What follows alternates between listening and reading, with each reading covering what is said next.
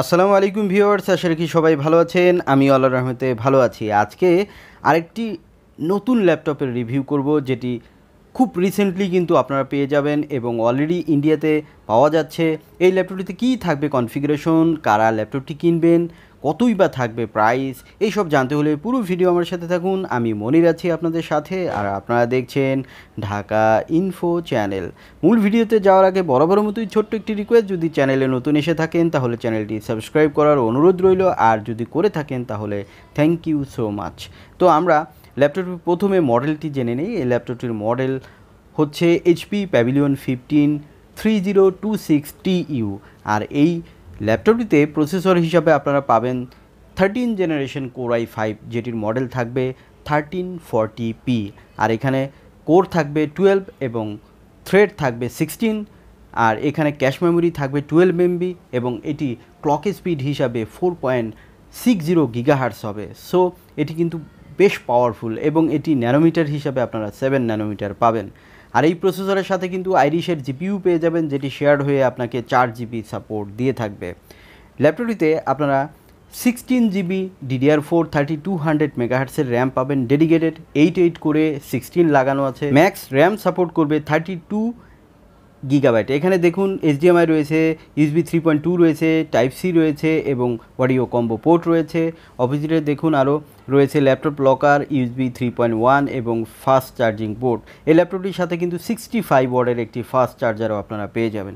এখানে স্টোরেজ হিসাবে যেটি পাবেন সেটি হচ্ছে 512 GB M.2 NVMe SSD। এখানে ডুয়েল স্পিকার থাকবে, যেটি বিটস অডিও এবং সারাউন্ড সাউন্ড পাবেন এবং ক্রিস্টাল ক্লিয়ার সাউন্ড পাবেন। এবং এখানে দেখুন রাবার গ্রিপ রয়েছে, যেটি উঁচু হয়ে থাকবে, সো হিটিং ইস্যু থাকবেই না বলা চলে। ল্যাপটপটিতে ডিসপ্লে হিসেবে যেটি পাবেন সেটি হচ্ছে 15.6 ফুল HD IPS ডিসপ্লে এবং এটি ক্রিস্টাল ক্লিয়ার ডিসপ্লে, যেটির দরুন কিন্তু একুরেট কালারটি পাবেন। আর যেহেতু IPS ডিসপ্লে, এটি সাইড থেকেও কিন্তু আপনারা ক্লিয়ার দেখতে পারবেন। এটি ন্যারো এজ ডিসপ্লে, এখানে 250 নিটস থাকবে, 45% NTSC থাকবে, sRGB হিসাবে 90% প্লাস মাইনাস আপনারা পাবেন। সো ডিসপ্লে হিসাবে কিন্তু দারুণ ডিসপ্লে পাচ্ছেন, কারণ এটি একটি IPS ডিসপ্লে এবং কোয়ালিটিফুল ডিসপ্লে কিন্তু এখানে রয়েছে। ল্যাপটপটিতে আপনারা ওয়াইফাই হিসাবে ডুয়েল ব্র্যান্ডের ওয়াইফাই 6 পাবেন এবং ব্লুটুথ হিসাবে আপনারা 5.2 পাবেন। সো লেটেস্ট কানেক্টিভিটিও কিন্তু আপনারা এখানে পাচ্ছেন। এই ল্যাপটপটিতে প্রথমত একটি কালারই আসবে, সেটি হচ্ছে সিলভার কালার। আপনারা দেখতে পাচ্ছেন এই কালারটি আসবে, পরে হয়তো আপনারা ব্লু কালারটিও আপনারা পেয়ে যাবেন। আমরা আসলে সেটিও রিভিউ করব।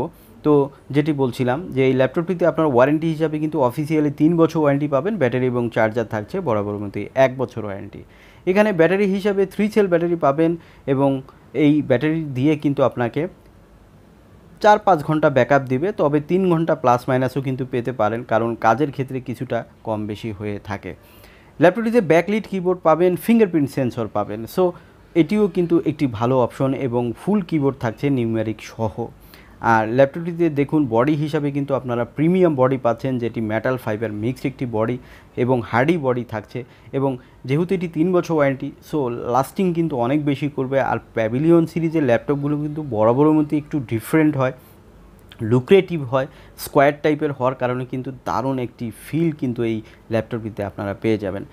এটিতে 1.7 কিলো, অর্থাৎ এটি ইজি টু ক্যারি হবে, খুব বেশি ওয়েট থাকবে না। সো আপনারা যেখানে সেখানে কিন্তু এটি নিয়ে মুভ করতে পারবেন।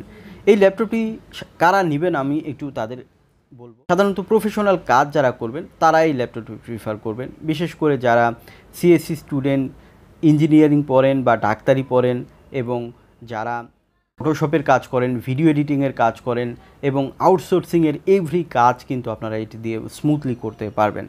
তো সব কিছু মিলে আমি বলবো যে এই ল্যাপটপটি কিন্তু দারুণ হতে চলেছে।